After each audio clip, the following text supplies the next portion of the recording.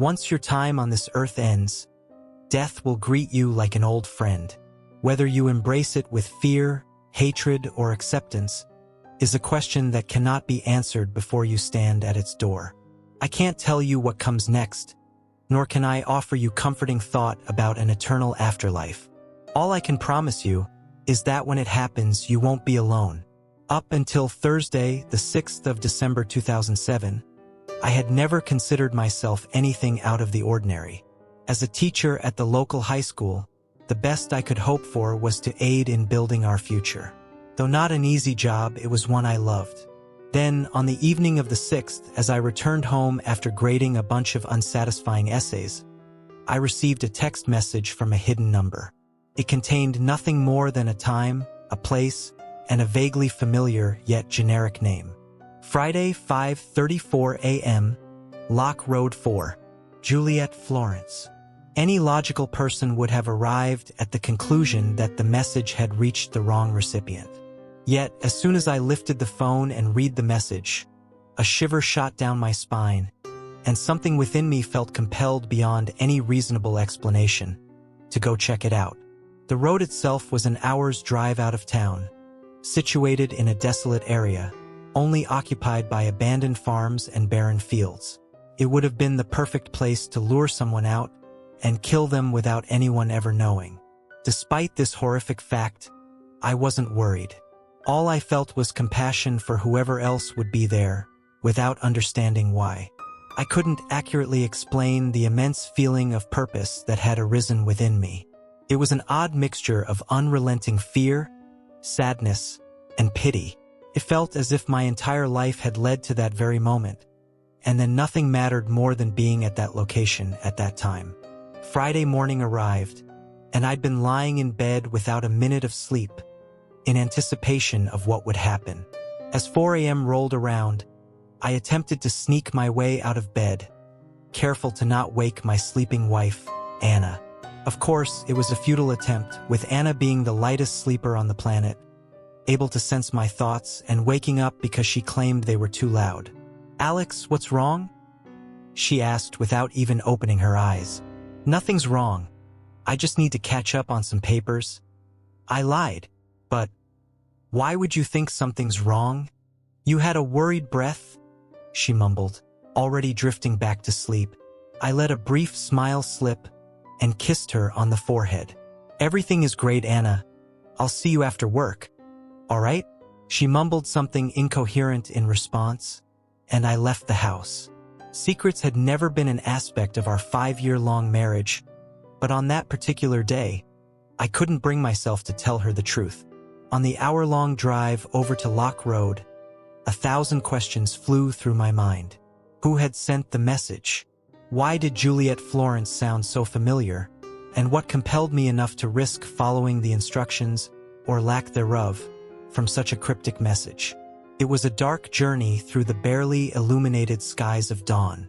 Though the sun still hadn't peeked up from the horizon, it still gave the sky a deep blue hue.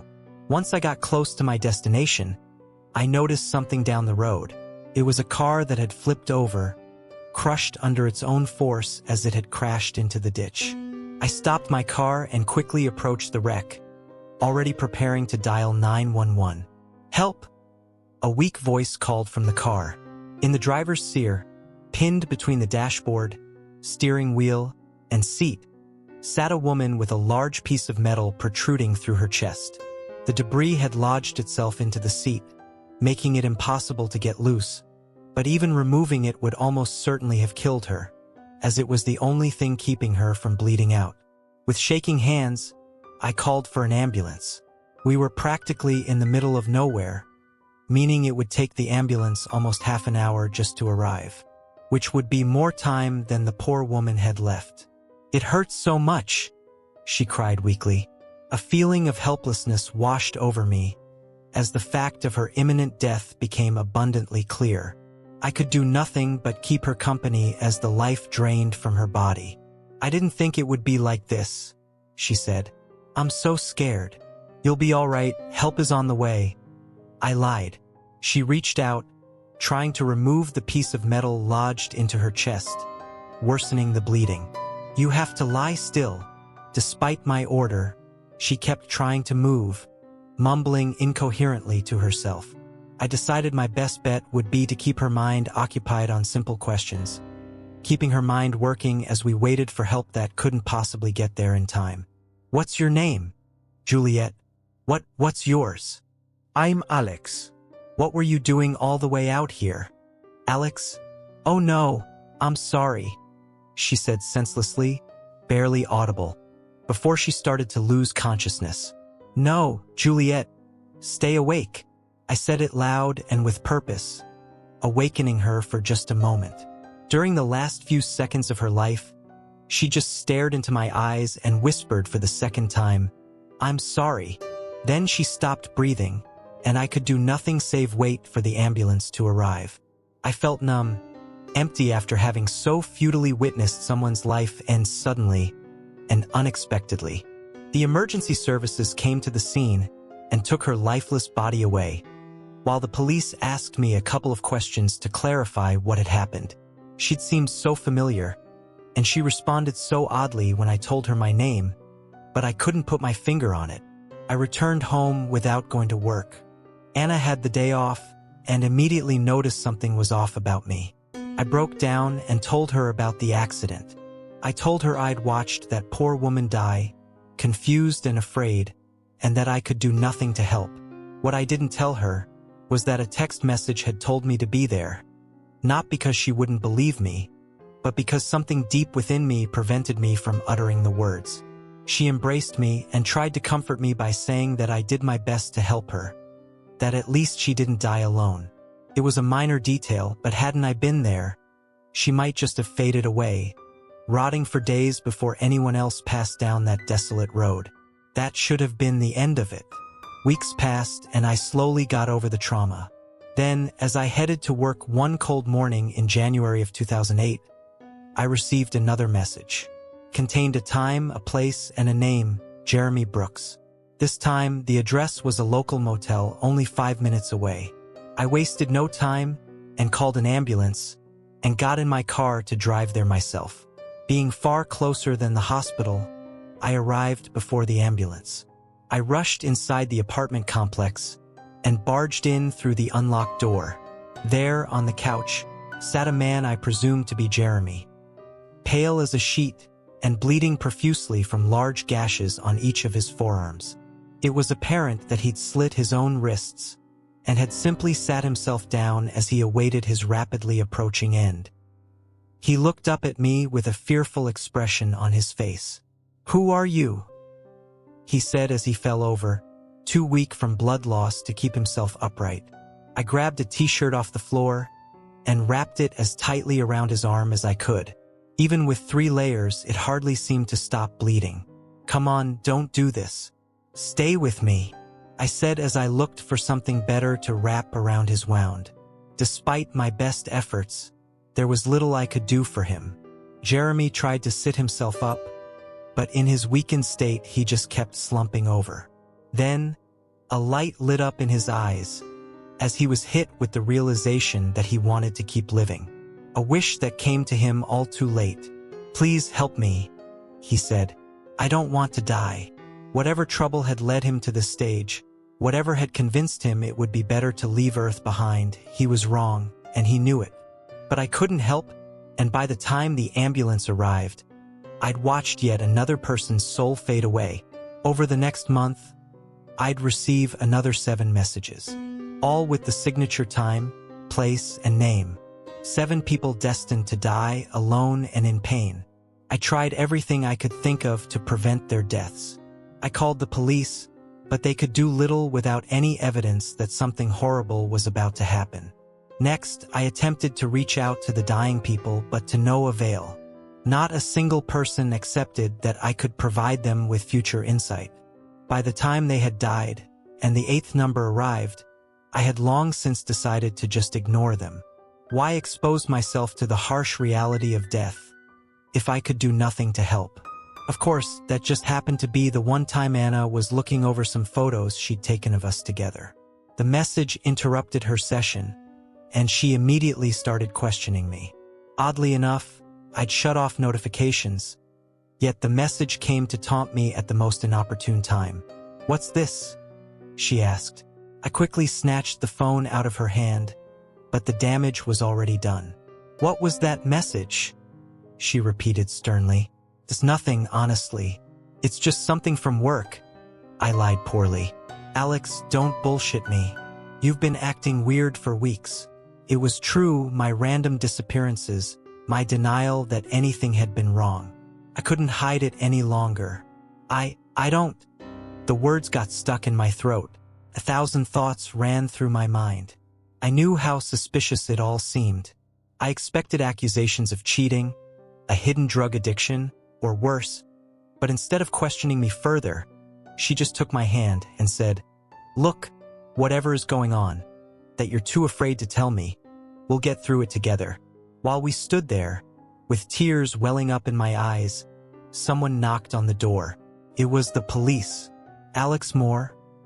One of the officers half asked, half stated. "We're here regarding the death of Juliet Florence, and we need to ask you some questions."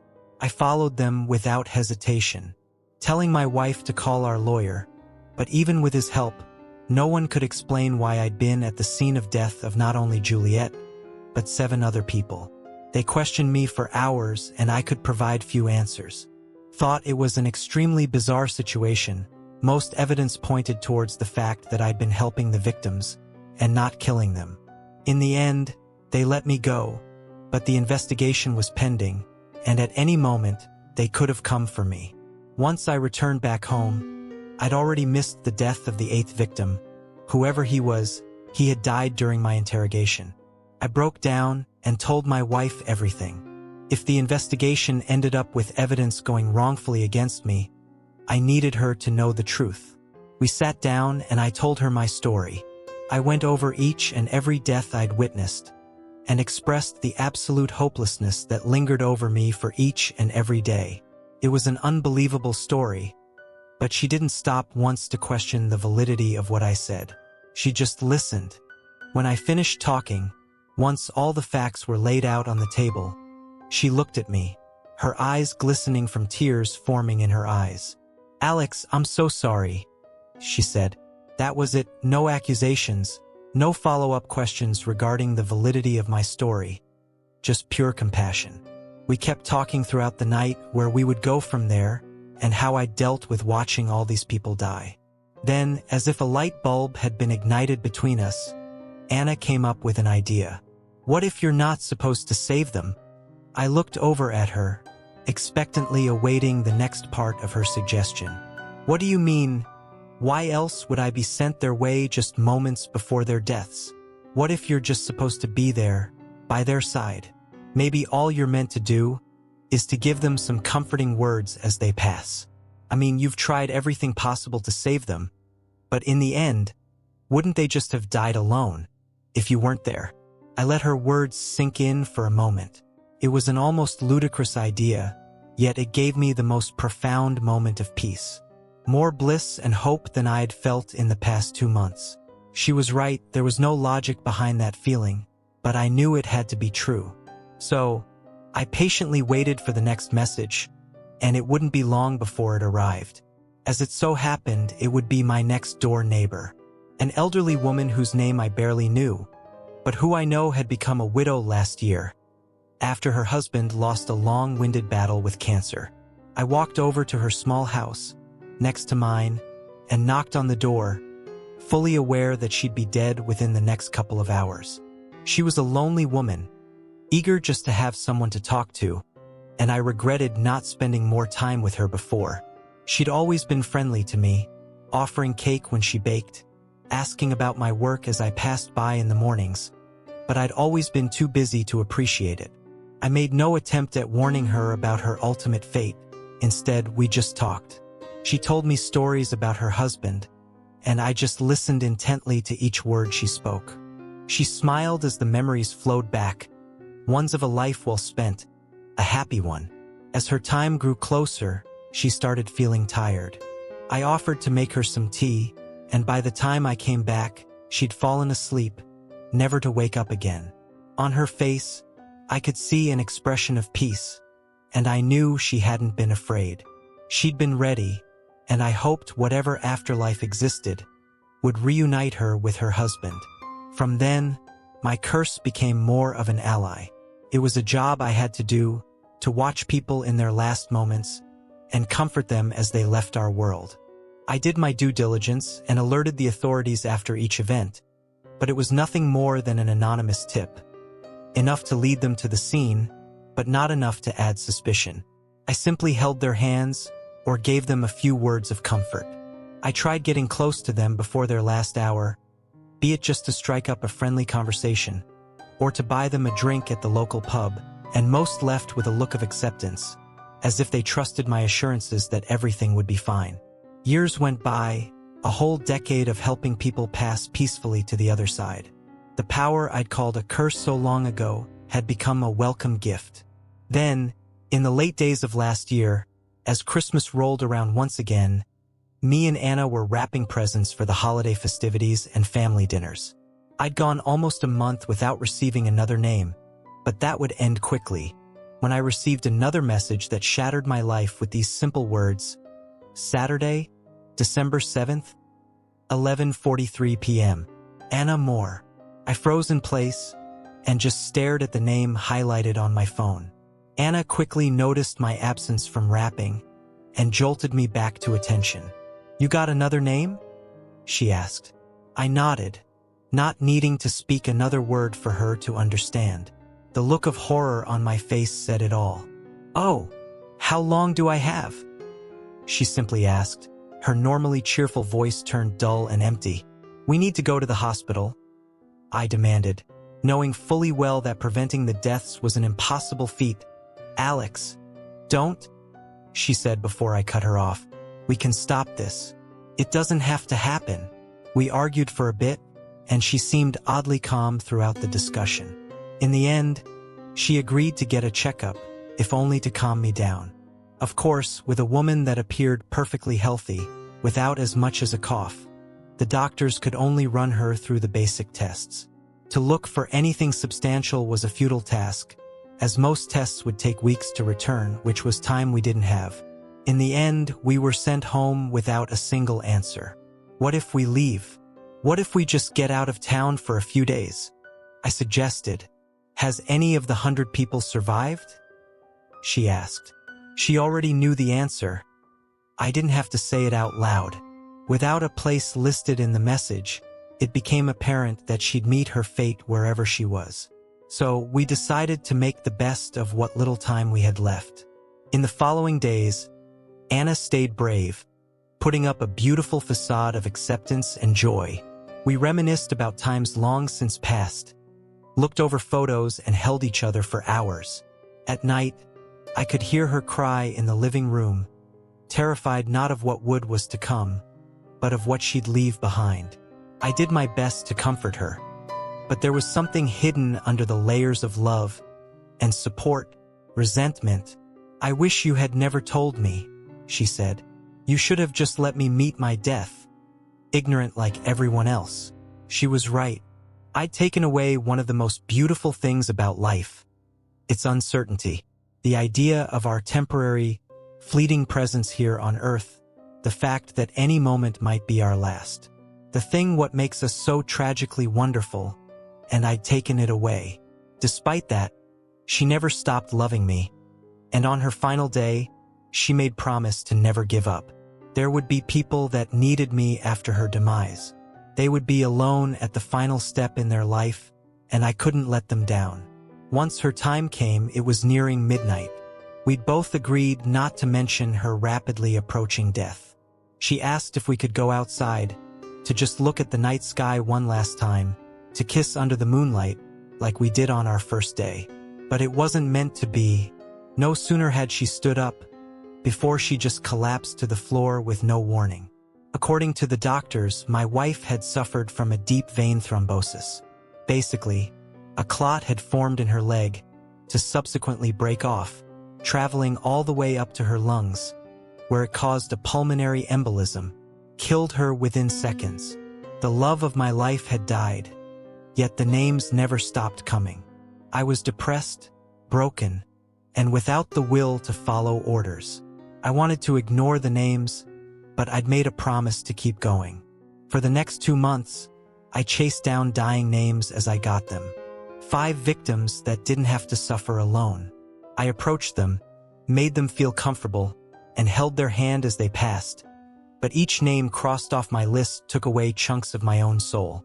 Without Anna to support me, I had no energy to keep going. I just had to wait until whoever ruled my life finally released me from my curse. So I did, up until last night when I received another message, one that differed from the rest. This time there were no names, no places, nor a time. I was faced with nothing more than an innocuous question. Are you done? My mind raced. It was such a simple but overwhelming question. What would happen if I said yes? Would I finally be free? I thought long and hard before deciding that I'd fulfilled my duty, that my time had come to let go and let life happen the way it was meant to. Yes, I typed into the phone. Within a second, I got a response. Who will be next? Then it clicked, as if the past decade of my life suddenly made sense, or at least partially. Juliet, my first job, had not only been a random death. She'd chosen me as a successor, plunging me into a life she herself had lived. Why she'd chosen me remained a mystery. Maybe we knew each other long ago, met once and the name stuck, or maybe she picked me from a dusty phone book in her attic. But, just like her, I'd been faced with the same dilemma. I thought about the implications of choosing another person to suffer the same fate as myself. But before I could consider a name, another message popped up. Sunday, 8:49 p.m., Hollow Street 7, Alex Moore. By quitting my job, I've effectively ended my own life. It's not a fate I'm trying to escape, and I've already come to terms that I don't have much time left. Though I still have a few days to sort out my business, there's still one question that remains. Who's next?